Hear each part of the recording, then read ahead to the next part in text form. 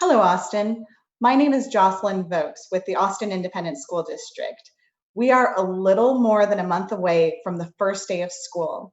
And we are committed to communicating with you more often as we ramp up to both our in-person and our virtual learning initiatives that we're coming up with.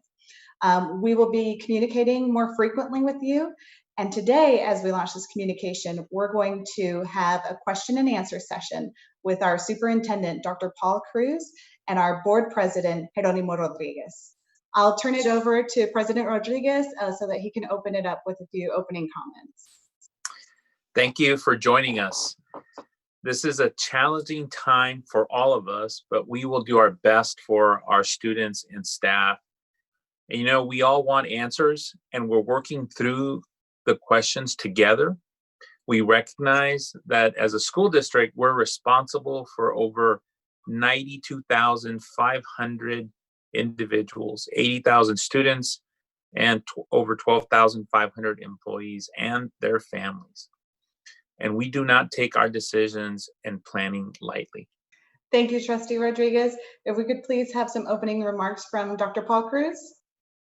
Thanks, Jocelyn and President Rodriguez. So we do know, as was stated, it's a challenging time. It's different. It's not the way we would typically open up a school year, and it is what it is. And we're going to do our best. So as we know, August 18th is the first day of school. We're providing options for our parents and for our students and our families, 100% virtual, if that's what you so choose, because that's best for you and for your child. Also 100% in-person instruction. And we will learn a little bit more about how we plan to actually run in that type of environment. The main thing here is that you know us and we know you. Stay with us. We have plans, we have different options for all of our students and families. To our staff members, also, we want to make sure that we are meeting your needs as well. We want to make sure that safety is always at the forefront, especially now. So through this time and in the days to come, we'll be providing additional information on how we will run schools in the upcoming school year. You know, and to our families, we know your children and you won't be alone. We're working with campuses to create high quality learning experiences that will keep your children interacting with their peers and teachers online. We're in this together, and stay with us. We will educate all students. Thank you both.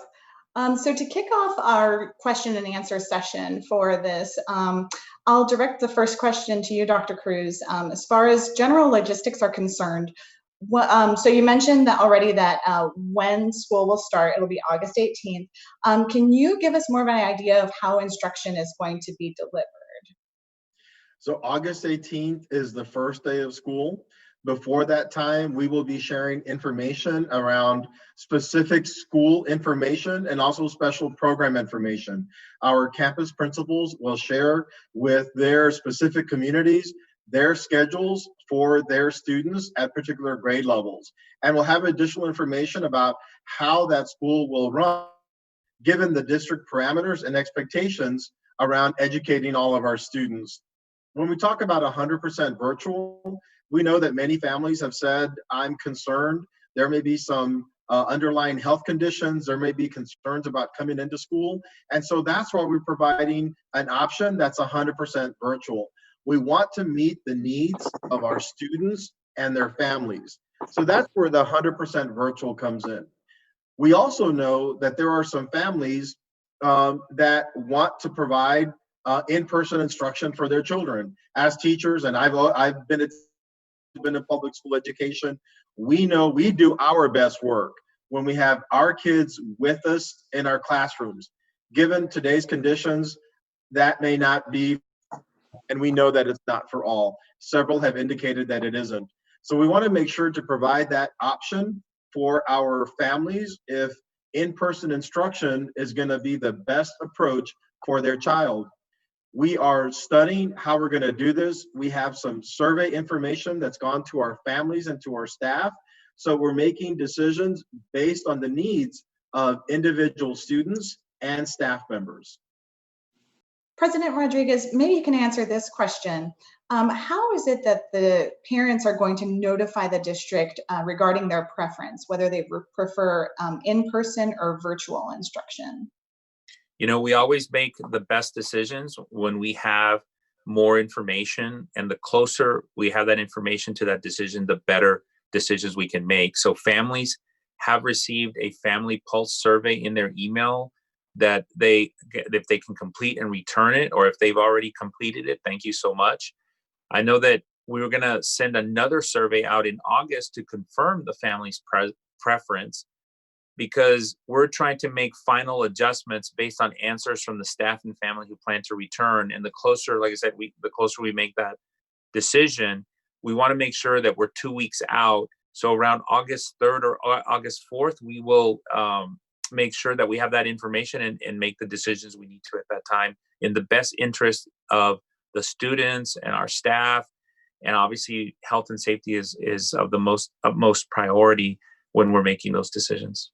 Families in Austin ISD or who plan on enrolling in Austin ISD should be on the lookout for another survey closer to the opening of school. If we look at the opening of school being August 18th, then we would say probably final answer needs to be in by August 4th, around that time frame. So the question comes, well, why another survey? Well, conditions are changing. We know that what we understood a few weeks ago is different today and may look different a few weeks from now. And so that's why we want to be responsive to the changing context. Dr. Cruz, a lot of parents are asking in the community for social distancing and returning back to school in person. They're wondering if transportation is still going to be available. Are you able to answer that? Absolutely. So transportation will be available. But as President Rodriguez mentioned, that health and safety is at the forefront in school. Well, that's the same thing when students are on a bus. Health and safety is at the forefront. So typically on a regular school bus route, we would have 60 students on a school bus. With social distancing requirements and keeping health and safety at the forefront, we'll be able to have 12 to 14 students on a bus. So it's going to look different. We're going to have hand sanitizer in our buses. It's going to be different, but it's with the intent and the goal, the expectation of keeping health and safety at the forefront throughout that entire school experience. Thank you. So I guess we're moving now. So we've gone a little bit over the logistics of as far as when is school opening, transportation, how are people going to get there if they choose the in-person learning.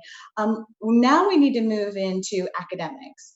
A lot of teachers are wondering, they're very concerned that they might have to teach both an online course and an in-person class. Can you address that concern, please? Sure. I think we have to put this in context. You know, we've sacrificed the end of the school year because of the pandemic. I think one of the things that we don't want to sacrifice is the health and safety of our students and our teachers. And when it comes to teachers, those who are comfortable returning to school will be asked to do so. I think teachers who cannot, for a variety of reasons, return in person will be offered opportunities to enhance online learning. And I think all summer, the school district has been working on strengthening our online learning offerings, and there'll be a library of online lessons that teachers can access to enhance their teaching. Okay, excellent. Thank you. Dr. Cruz, a lot of concerns after last semester, the online learning. How are schools preparing to meet high learning standards this year? Yeah, well, Jocelyn, I get that question a lot. So is it going to look like it happened this past semester when we had to close schools beginning March 13th and on? The answer is no, it will not be the same. It will not be what happened last semester. It'll be more so looking at rigorous instruction. It'll be where teachers are going to be provided professional development around distance learning, online learning, so we can make sure to meet the rigor of the learning standards for that grade level and that content. That is our expectation, and teachers will be working with one another, with their principals, to make sure we're meeting the learning needs of all of our students. So it is important to know and understand that learning expectations will be in place.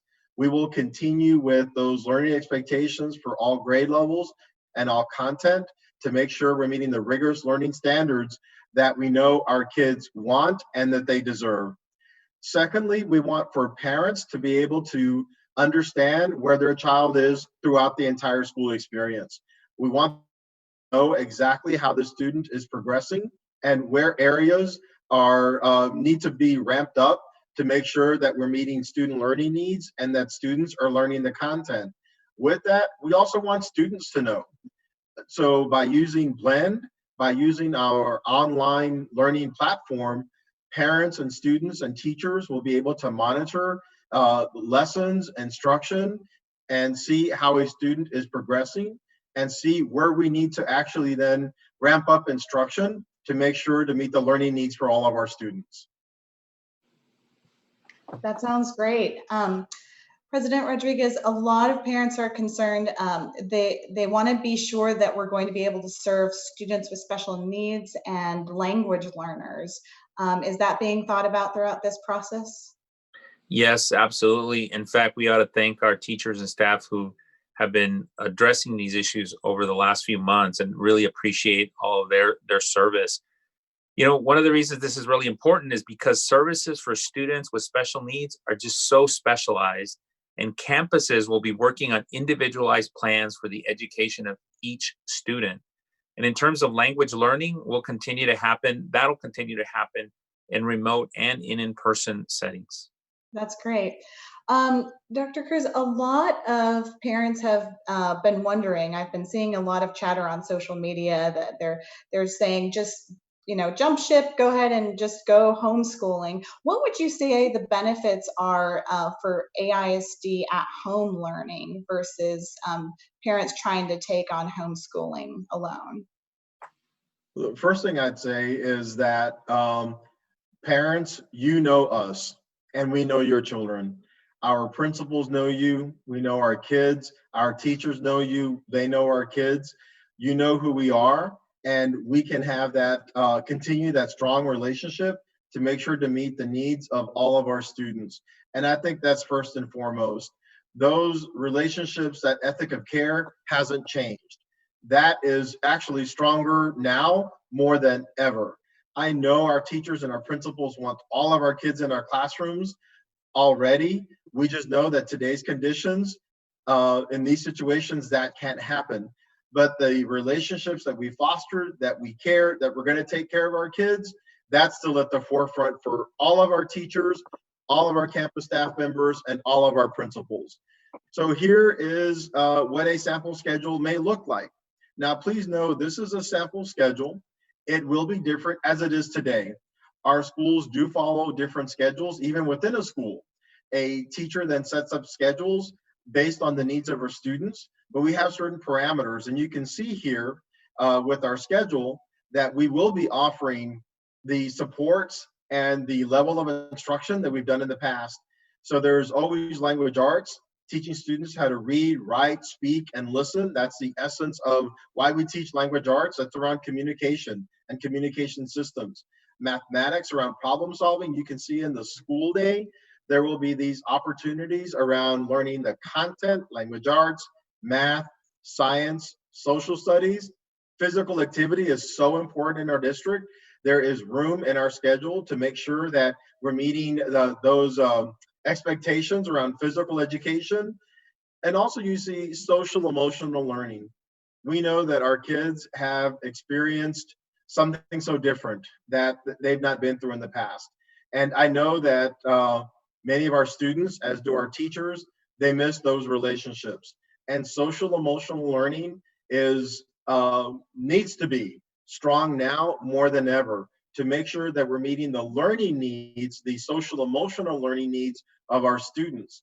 And so you see in our regular school day, what we've done in the past, that content, those expectations will continue around social emotional learning, around core content, and also I should say electives. Electives are so important to our students. We will continue electives as we've done in the past. They're going to look different. They will look different, but we will be meeting those needs of our parents, and electives and co-curricular experiences are still going to be part of the regular school experience. So I see, thank you for sharing the schedule with us. I see there's some big words like the synchronous and asynchronous learning. I just want to highlight that when we're in a classroom as teachers, we're not lecturing to our students for several hours a day. That would be what we're doing in the blue sections here. But then in the green with the asynchronous learning, that can be broken up into small group learning, even in the home environment, or individualized learning. Am I interpreting that correctly? That is correct. So with synchronous learning, that's when a teacher is providing what would be in the classroom as direct instruction. It'll be via distance learning in this situation. But that's where synchronous learning occurs, is when the teacher is in that that Zoom call, that Zoom meeting, but that's teacher directed instruction, where teachers are interacting specifically with students, a group of students or all students. But we know there's going to be asynchronous learning. That's what occurs today when students are working independently or they're working in groups. We want to make sure that these experiences where students either can work independently on their own on certain projects or actually with other students so they can socialize learning. We want to provide those opportunities, and that's around asynchronous learning. So President Rodriguez, there's a lot of concern about safety protocols for anyone who chooses to come back to in-person learning. What will be done to ensure social distancing measures are implemented on a campus by campus basis? Yeah, that's a great question. I think first we have to remember that from my perspective, from the board's perspective, Dr. Cruz made the right decision to close schools on Friday, March 13th, to ensure the health and safety of all of our students. As we have learned as we have learned more about the pandemic and the evolution of it, we've learned more and more about health and safety protocols. We've also learned that we've had to sacrifice some of the ways that we communicate, the way we participate with each other. And based on all that information, there's some new safety protocols and some that you've heard of before that are implemented and will continue to evolve over time. But I think the point here is that at the center of it all is the health and safety of all 92,500 individuals who are part of our AISD family. And that means establishing social distancing at 6 feet apart, ensuring that students and staff wear masks, provide each classroom with hand sanitizer and disinfectant wipes. It also means all campuses have allotments of PPE, personal protection equipment, and cleaning materials on site every single week, that there'll be training for all Austin ISD employees to follow the health safety protocols. There'll also be all campuses will be provided with no-touch thermometers. There'll be implementation of daily health screenings for all students prior to entering the campus, and then implementing a system to signify that students who have had their daily health screenings are known to the staff.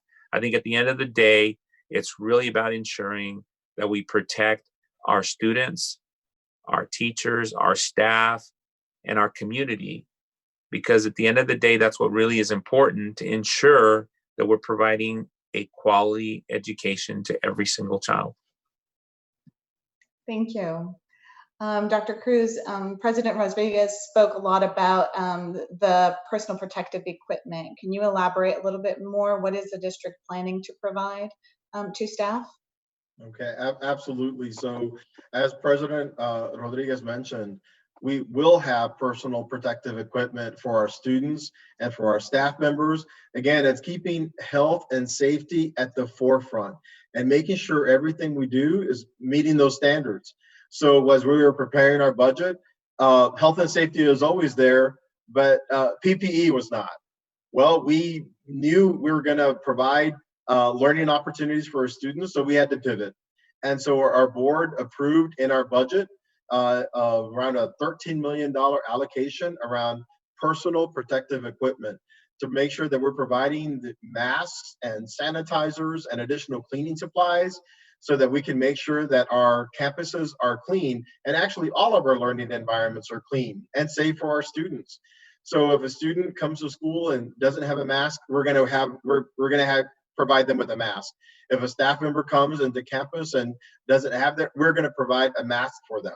We want to make sure that health and safety is at the forefront, and that we are making sure that we are sticking to our protocols so that all are safe. So you talk a lot about masks. Can you talk about, is it going to be required for everyone to wear a mask on campus? You know, the answer is yes. Masks will be required for anyone who steps foot onto a campus. It'll also be required for students, but will be age appropriate. I think one of the things that we need to understand too is that we're also modifying our daily cleaning schedules to ensure each space is sanitized and disinfected multiple times a day, and that there's deep cleaning of campuses once a week. That all is really important to ensure that when you have your mask on, you know that all of these other safety security protocols are being followed. Dr. Cruz, there has been lots of mention in all sorts of news, local news, state, national news, about the possibility of schools losing funding, what percentage we should open at, all sorts of news chatter happening. Is there any kind of direction you can point us in, reassurance you can give us through all of that chatter? Well, there has been a lot of information, a lot out there. I'm listening to that too. And we are being responsive to what we're hearing from the CDC, from our local health officials and local leadership, and of course, state leadership. First and foremost, we are listening to our families and to our staff members. We want to make sure that we're providing that best, safe learning environment for all of our students and our staff. Because it changes, and because more information comes to us, and because our context is changing here in the Travis County and Austin area, my commitment is to continue communicating on a regular basis with our staff and our family members, given our current context and those changes that we're experiencing.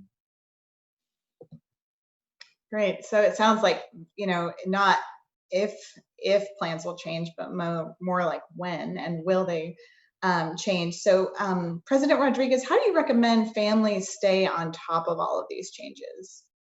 Yeah, well, first and foremost, I think our AISD community should know that we have a board of trustees, a superintendent, and an administration that is committed to ensuring that our families are safe, that our students are safe, that our teachers are safe, and that we communicate the most up-to-date information. And as I think we've talked through today around the evolving nature of the pandemic and the new updated information, we have to remember that all these plans are subject to change based on health recommendations and state and local expectations and new information that we have. So the availability of that information has improved so much since Friday, March 13th, when the schools were closed. This information is helping us to keep our decision makers informed and making the best decisions for our community. So one of the things I would say is check out our website, austinisd.org/COVID-19 for the latest updates. I think our Summer Vision 2020 newsletter will be delivered weekly throughout the summer, and families can subscribe to Summer Vision 2020 newsletter, even if they're not currently enrolled in AISD. Then we also have a family support line, and we're going to be holding information sessions July 22nd and 23rd. I think that's important for our community. And one of the last things I will say, and our community is not shy about this, speak up, raise your voices, share your concerns with the administration, with the superintendent, with the board of trustees. I think we're all in this. Not only are we all in this together, but I think, we're making a lot of sacrifices right now to ensure that we have a better future. And I think part of those sacrifices, and again, and I'll keep repeating this, we are not going to sacrifice the health and safety of our students, our teachers, our staff. That is so important for our community to hear. But we also want to hear from you. And if you are concerned, we're happy to address your concerns, your questions. And we're right here with you, and we'll be here with you this entire school year. Thank you very much to you both. I think we've got another slide that shows all of the ways that we can be in touch that you mentioned, President Rodriguez. And to our families, to our staff, stay healthy, stay well, and keep learning all summer long. And we're looking forward to seeing you, be it in person or virtually, on August 18th. Stay with us. We're going to go through this together. We are learning together. We want to provide the best learning opportunities for our students and our families. It's going to be individualized. We've always done it like that. We know that one size does not fit all. We've known that before, and we know that today. I'd say stay with us. We will educate all of our students.